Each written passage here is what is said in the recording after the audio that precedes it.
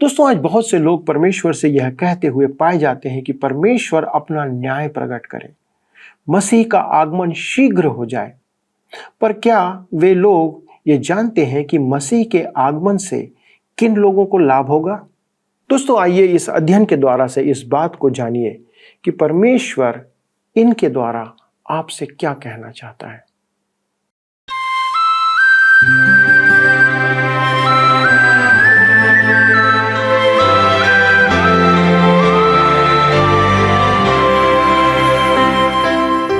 प्रिय मित्रों, आप सभी दर्शकों को हमारे परमेश्वर पिता और उसके पुत्र प्रभु यीशु मसीह के पवित्र और सामर्थी नाम में प्रेम भरा नमस्कार। दोस्तों, मुझे पूरा विश्वास है कि परमेश्वर का वचन आपके जीवन में कार्य कर रहा है और आप उसके वचन के द्वारा आत्मिक ऊंचाइयों पर जा रहे हैं, क्योंकि परमेश्वर के वचन के पालन करने से हमें आत्मिक उन्नति प्राप्त होती है। आप इस समय सत्य वचन बाइबल अध्ययन प्रसारण से जुड़े हुए हैं और मैं आप सभी का इस प्रसारण में स्वागत करता हूं। मैं आपको इस बात को भी विश्वास दिलाना चाहता हूं कि यदि आप वचन में बने रहेंगे तो इसका पुरस्कार आपको परमेश्वर से प्राप्त होगा। आपको याद होगा कि हम आमोस नबी की पुस्तक का अध्ययन कर रहे थे, जो एक चरवाहा था, और आज हम उसके 5वें अध्याय के 7वें पद से अपना मनन आरंभ करेंगे। दोस्तों, आज हम देखेंगे कि परमेश्वर इस्राएल के पापों की सूची को आगे बढ़ाते हुए उनसे कहता है कि वे किस प्रकार के गलत काम कर रहे हैं या करते आ रहे हैं। परमेश्वर कहता है कि उनके सामाजिक व्यवस्था में भी पाप रचा बसा हुआ है, जो गरीबों को न्याय मिलने नहीं देता और धनवानों के लिए सारी बातें सहज हो जाती है। परमेश्वर उन सभी बातों का न्याय करने जा रहा है दोस्तों, जो विधि सम्मत नहीं है।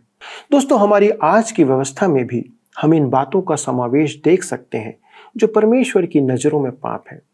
आइए हम इन बातों को देखें और जानें कि परमेश्वर उनसे क्या कहता है, और अपने अध्ययन में हम आगे बढ़ते हैं।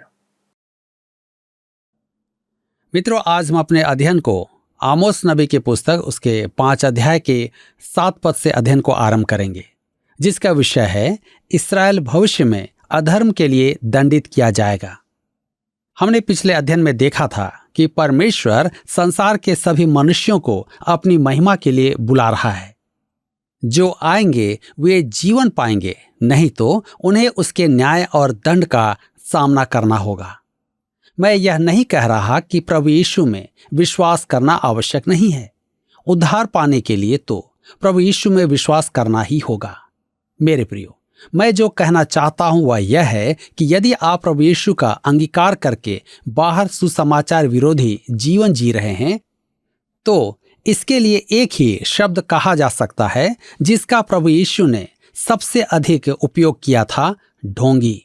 प्रभु यीशु के प्रति प्रेम और उसमें विश्वास का अंगीकार करने के बाद बाहर हमारा जीवन सुसमाचार के विपरीत हो तो सुसमाचार को बड़ी हानि पहुंचती है। अधिकांश जनों को यह स्वीकार नहीं। वे ऐसी बातें सुनना नहीं चाहते क्योंकि वे मसीही कार्यों में अत्यधिक सक्रिय हैं, परंतु वे उनके दैनिक जीवन और सामाजिक जीवन में प्रभु यीशु के लिए जीवन जीने में सक्रिय नहीं हैं। आमोस लोगों द्वारा अंगीकार के जीवन को नहीं जीने की ही चर्चा करता है। यही उसका मुख्य उद्देश्य था। सामरिया के भविष्यद्वक्ता तो केवल मन भावन संदेश ही सुना रहे थे, अतः परमेश्वर के दक्षिण राज्य से आमोस को बुलाना पड़ा। इस्राएल के लोगों ने अपने लिए भविष्यद्वक्ताओं को पैसा देकर मीठी मीठी बातें करने के लिए रखा था। आइए हम पढ़ते हैं आमोस 5 उसके 7 पद। लिखा है, हे न्याय की बिगाड़ने वालों और धर्म को मिट्टी में मिलाने वालों। मुक्त विचार इस अंश में कर्मों द्वारा उद्धार का प्रावधान देखते हैं।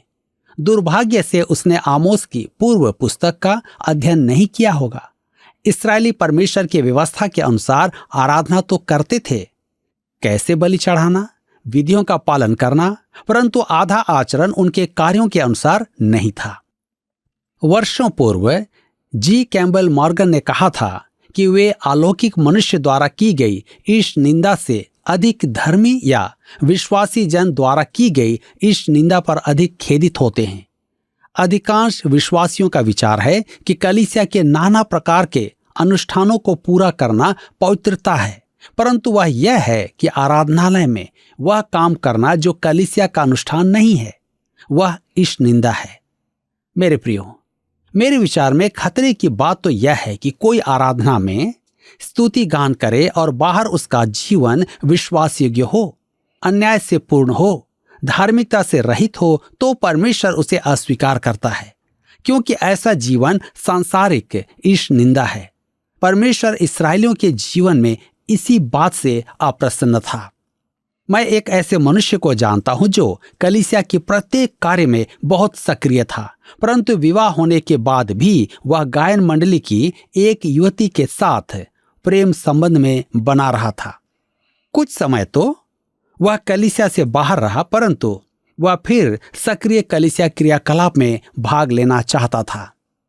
सेवक होने के नाते मैं ऐसा व्यवहार कभी स्वीकार नहीं कर सकता था और इसी कारण मुझे नासमझ कहा जाता था। किसी गीतकार ने कहा है कि आज का प्रचार मंच कलीसिया के विचारों का गणना करने वाला पटल है। दूसरा तीमुथियुस की पत्री 4 अध्याय उसके 3 और 4 पद में पौलुस तीमुथियुस को लिखता है, ऐसा समय आएगा जब लोग खरा उपदेश न सह सकेंगे, पर कानों की खुजली के कारण अपनी अभिलाषाओं के अनुसार अपने लिए बहुत से उपदेशक बटोर लेंगे और अपने कान सत्य से फेरकर कथा कहानियों पर लगाएंगे। श्रोता मन भावन बातें सुनना चाहते हैं और फिर वक्ता को शाबाशी दे देते हैं। ऐसा ही आज की कलीसियाओं में हो रहा है। इस्राएल की प्रजा आमोस से अप्रसन्न थी कि वह उन्हें धर्मी एवं पवित्र जन नहीं कहता है। यही उसका संदेश था। आमोस 5:8 में लिखा है, जो कचपचिया और मृगशिरा का बनाने वाला है, जो घोर अंधकार को भोर का प्रकाश बनाता है, जो दिन को अंधकार करके रात बना देता है और समुद्र का जल स्थल के ऊपर बहा देता है, उसका नाम यहोवा है। यहाँ फिर परमेश्वर अपना अनुग्रह प्रकट करता है और उन्हें मन फिराव के लिए बुलाया है। परमेश्वर हमसे कहीं अधिक धीरजवंत है। मैंने यही अनुभव किया है कि मुझे परमेश्वर के धीरज के साथ धीरजवंत होना चाहिए। यहाँ पर लिखा है, जो कचपचिया और मृगशिरा का बनाने वाला है। उस युग में मृगशिरा नामक तारामंडल पहचाना जाता था। तब आगे कहता है, जो घोर अंधकार को भोर का प्रकाश बना देता है और समुद्र का जल स्थल के ऊपर बहा देता है। परमेश्वर ही है जो वर्षा देता है। कौन है जो समुद्र के जल को भाप बनाकर बादलों की रचना करता है? तदोपरांत वायु द्वारा बादलों को थल के ऊपर लाकर उनका संघनन या ठंडा करके वर्षा करवाता है कि सही स्थान पर पानी गिरे। मेरे मित्रों, आमोस कहता है कि उसका नाम यहोवा है। वह इस्राएल से कह रहा है, तुम मूर्ति पूजा में लग गए हो और तुम्हारा विश्वास जीवित परमेश्वर सृजनहार यहोवा से भटक गया है। तब आगे कहता है आमोस 5 उसके 9 और 10 पद में, वह तुरंत ही बलवंत को विनाश कर देता और गढ़ का भी सत्यानाश करता है। जो सभा से उल्हाना देता है उससे वे बैर रखते हैं और खरी बात बोलने वाले से घृणा करते हैं। ध्यान दीजिए, जो सभा में उल्हाना देता है उससे वे बैर रखते हैं। उस युग में सभा नगर द्वार पर होती थी और आपने धर्मशाला में देखा होगा कि उनके न्यायी नगर में ही बैठते थे। बोआज अपने निकटतम कुटुंबी को रूत और नाओमी के संबंध में लूत सदोम की राजनीति में सक्रिय होकर नगर द्वार में बैठता था, अर्थात वह उनके न्यायाधीशों में से एक था। आमोस कहता है कि उनका अपराध बताने वाले न्याय से वे घृणा करते थे। इसका अर्थ है वहां के न्याय दुष्टों का पक्ष लेते थे। इसलिए कहता है खरी बात बोलने वाले से घृणा करते हैं। न्याय करने वाले उनके घृणा पात्र थे। मेरे विचार में तो मनुष्य का यह स्वभाव आज तक नहीं बदला है। हम आमोस 5 उसके 11 पद में आगे पढ़ते हैं, तुम जो कंगालों को लताड़ा करते और भेंट कहकर उससे अन्न हर लेते हो, इसलिए जो घर तुमने गढ़े हुए पत्थरों के बनाए हैं उनमें रहने ना पाओगे, और जो मन भावनी दाख की बारियां तुमने लगाई हैं उनका दाख मधु ना पीने पाओगे। ध्यान दीजिए, कहता है, तुम जो कंगालों को लताड़ा करते और भेंट कहकर अनहर लेते हो। गरीब को न्याय नहीं मिलता है। मुझे इसका पूरा अनुभव है, क्योंकि मैं ऐसा ही था। जो घर तुमने गढ़े हुए पत्थरों के बनाए हैं, उनमें रहने ना पाओगे। सामरिया के वैभवशाली महत्व आज खंडहर पड़े हैं। आमोस की भविष्यवाणी के बाद शीघ्र ही वे ध्वंस किए गए और आज तक 3000 वर्षों से वे खंडहर बने पड़े हैं। आमोस 5:12 में आगे कहता है, क्योंकि मैं जानता हूं कि तुम्हारे पाप भारी हैं। तुम धर्मी को सताते और घूस लेते और फाटक में दरिद्रों का न्याय बिगाड़ते हो। उस समय के न्यायालय में गरीब को न्याय नहीं मिलता था। क्या आज परिस्थिति बदल गई है?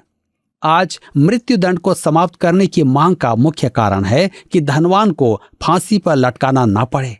धनवान तो बच जाएगा, परंतु क्या गरीब यदि पकड़ा जाए तो क्या बच पाएगा? धनवान तो पैसा देकर तारीखें बढ़ाता जाता है और जेल तक पहुंचने के लिए जीवित ही नहीं रहता है। देश में न्याय ना हो तो परमेश्वर ध्यान देता है। परमेश्वर ही मनुष्यों को सरकार चलाने का उत्तरदायित्व सौंपा है। एक दिन वह उनसे लेखा लेगा। वह उनका सत्यानाश कर देगा, जैसे रोम राज्य का अंत हुआ था। हम आमोस 5:13 में पढ़ते हैं, इस कारण जो बुद्धिमान हो वह ऐसे समय चुप रहे, क्योंकि समय बुरा है। मेरे प्रियो, मनुष्य जानता था कि उसे न्याय नहीं मिलेगा और अनेक भले मनुष्य चुप थे। यह बुद्धिमानी ही थी, क्योंकि यदि वे आवाज भी लगाते तो कौन सुनता। आज हम विचार व्यक्त करने की स्वतंत्रता की बात करते हैं, धर्म की स्वतंत्रता की बात करते हैं, परंतु अंत में होता क्या है? आज केवल पैसे वाले ही की सुनी जाती है। समाचार पत्र तो मनुष्य को बहलाने का साधन है। आज बहुमत शांत क्यों है? क्योंकि वे जानते हैं कि उन्हें भौंकने वाला कुत्ता समझा जाएगा।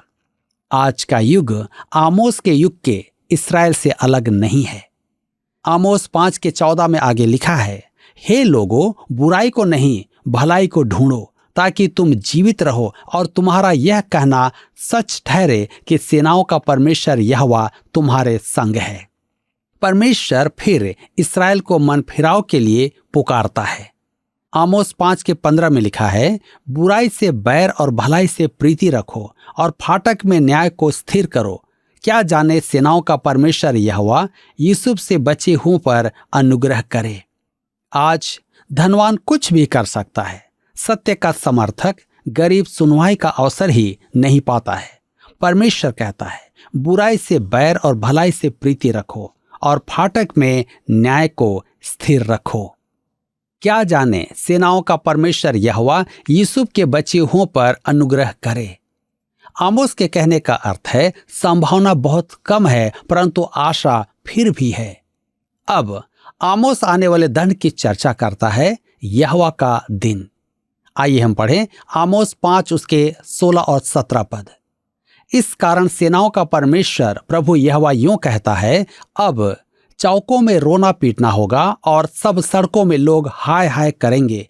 वे किसानों को शोक करने के लिए और जो लोग विलाप करने में निपुण हैं उन्हें रोने पीटने को बुलाएंगे और सब दाख की बारियों में रोना पीटना होगा, क्योंकि यहोवा यूं कहता है, मैं तुम्हारे बीच में से होकर जाऊंगा। परमेश्वर देख रहा है कि वे मन नहीं फिराएंगे, अतः वह दंड की स्पष्ट भविष्यवाणी करता है। सब मरेंगे, सब विलाप करेंगे। आमोस उनकी आत्मिक दशा का वर्णन करने के बाद फिर कहता है कि परमेश्वर चाहता है कि वे उसे खोजकर जीवन पाएं, प्रतिमा आराधना का त्याग करें, क्योंकि वे तो सब ध्वंस की जाएंगी। उनका बुलाने वाला कोई ना होगा। परमेश्वर किसी भी शक्तिशाली राज्य का नाश कर सकता है। उनके पाप भारी थे, वे धर्मी को सताते थे और घूस लेते थे। गरीबों के लिए उनके पास न्याय नहीं था, अतः परमेश्वर ने कहा कि उनके सब चौकों में रोना पीटना होगा और वे सड़कों में हाय हाय करेंगे। इस्राएल की प्रजा आमोस से अप्रसन्न थी कि वह उन्हें धर्मी एवं पवित्र जन नहीं कहता है। यही उसका संदेश था। आमोस 5:18 में लिखा है, हाय तुम पर जो यहोवा के दिन की अभिलाषा करते हो, यहोवा के दिन से तुम्हारा क्या लाभ होगा? वह तो उजियाला का नहीं, अंधियारे का दिन होगा। मेरे प्रियो, वे बड़े ही धर्मी अंदाज में कहते थे कि यहोवा का दिन आ जाए तो अच्छा होगा, परंतु आमोस कहता है कि वह हाय का दिन होगा। कहता है, हाय तुम पर जो यहोवा के दिन की अभिलाषा करते हो। उनके लिए तो वह भावनात्मक अभिव्यक्ति ही मात्र थी। वह दिन वैसे प्रसन्नता का दिन नहीं होगा जैसा वे सोच रहे थे। कहता है, यहोवा का दिन। योएल ने इसकी सबसे पहले चर्चा की थी और अन्य भविष्यवक्ता उस पर ध्यान आकर्षित करते रहे हैं। मनुष्य एक दिन को प्रभु राज का समय मानते हैं। मैं भी कभी ऐसा ही सोचता था। आमोस योएल के समान इस दिन को अंधकार का समय बताता है। इस दिन का आरंभ दंड से होगा और पृथ्वी पर प्रभु राज के समय तक चलेगा। बहुत से टीकाकारों का मानना है कि इस्राएल के लोग यहोवा के दिन के बारे में व्यंग करके उनकी निंदा करते थे, परंतु मुझे यहां ऐसा कुछ भी दिखाई नहीं देता है। इसके विपरीत जो बात मेरी समझ में आती है वह यह है कि वे मूसा की व्यवस्था के पालन में अधिक ध्यान देने लगे थे, परंतु मूर्ति पूजा का त्याग नहीं कर रहे थे। व्यवस्था पालन उनके लिए एक धर्म मात्र था, जैसे आज भी अनेक विश्वासियों के लिए आराधना में जाना होता है। यही कारण है कि आराधना आज मृतक है। उसमें वास्तविकता नहीं थी, न ही उसमें मनोभाव था। क्या आराधना अपनी सुंदरता में अपने कर्ण लुभावन शब्दों के साथ जीवन परिवर्तन लाती है? क्या आप बाजार में वैसा जीवन जी सकते हैं? लोग कहते हैं, प्रभु यीशु आता क्यों नहीं? क्या मैं आपसे पूछ सकता हूं, आप सच में चाहते हैं कि वह आ जाए? क्या आप कलीसिया के उठाए जाने को अपनी कष्ट मुक्ति तो नहीं समझ रहे हैं? मेरा एक साथी सदैव कठिनाइयों में कहता था, काश प्रभु आ जाए, क्योंकि वह पढ़ाई में परिश्रम करना नहीं चाहता था। हमारे दीक्षांत समारोह के बाद उसे विवाह करना था। उस रात वह भोजन कक्ष से बाहर निकला और आकाश की ओर मुंह करके बोला, मुझे पूरी आशा है कि प्रभु कुछ दिन नहीं आएगा। मेरे मित्रों, बहुत से लोग प्रभु के आगमन की प्रतीक्षा में हैं, क्योंकि वे कष्टों से मुक्ति पाना चाहते हैं। उससे भेंट करना उनकी मनोकामना नहीं है। आमोस कहता है, तुम परमेश्वर से दूर हो, यद्यपि तुम धार्मिक संस्कारों को पूरा करते हो। तुम मूर्ति पूजा का त्याग करना नहीं चाहते। तुम्हें प्रभु के दिन की लालसा नहीं करना चाहिए, क्योंकि वह ज्योति नहीं अंधकार का समय होगा। उससे पहले महाक्लेश का संकट आएगा। आप सोचते हैं कि आप सीधे प्रभु के राज में प्रवेश करेंगे, परंतु यह आपका भ्रम है। जो यह सोचता है कि कलीसिया महाक्लेश में नहीं होगी, इस भ्रम में न रहे कि हम न्याय से बच जाएंगे। मेरे मित्रों, हम में से कुछ लोग स्वर्ग में जाकर सोचेंगे कि हम महाक्लेश में हैं। आप जानते हैं क्यों? दूसरा कुरिन्थियों के पत्र 5 उसके 9 और 10 पद में पौलुस कहता है, इस कारण हमारे मन की उमंग यह है कि चाहे साथ रहें चाहे अलग रहें, पर हम उसे भाते रहें, क्योंकि अवश्य है कि हम सब का हाल मसीह के न्याय आसन के सामने खुल जाए कि हर एक व्यक्ति अपने अपने भले बुरे कामों का बदला जो उसने देह के द्वारा किए हो पाए। प्रभु का यह न्याय आसन श्वेत सिंहासन नहीं है। क्या यह न्याय उद्धार के लिए है? नहीं। पहला कुरिन्थियों 3 उसके 11 पद में पौलुस कहता है, उस नींव को छोड़ जो पड़ी है और वह यीशु मसीह है, कोई दूसरी नींव नहीं डाल सकता। आप इस नींव पर निर्माण करते हैं, परंतु ध्यान देने की बात यह है कि यदि कोई इस नींव पर सोना या चांदी या बहुमूल्य पत्थर या काठ या घास या फूस का रद्दा रखे, तो हर एक का काम प्रकट हो जाएगा, क्योंकि वह दिन उसे बताएगा। इसलिए कि आग के साथ प्रकट होगा और वह आग हर एक का काम परखेगी कि कैसा है। जिसका काम उस पर बना हुआ स्थिर रहेगा वह मजदूरी पाएगा। यदि किसी का काम जल जाएगा तो वह हानि उठाएगा, पर वह आप बच जाएगा, परंतु जलते जलते।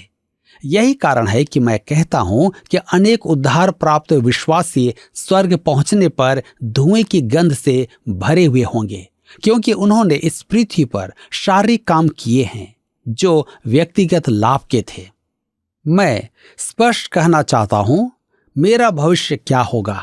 आप सोचते होंगे कि मेरे बाइबल अध्ययन कार्यक्रम के कारण मैं मजदूरी पाऊंगा। आप मुझसे बढ़कर नहीं जानते। यदि आप जानते होते तो आप मेरा प्रवचन सुनना भी नहीं चाहते। इसी प्रकार मैं भी आपको आपसे बढ़कर नहीं जानता हूं। कहने का अर्थ है कि हम एक दूसरे को नहीं जानते हैं, लेकिन परमेश्वर हम सबका न्याय करेगा।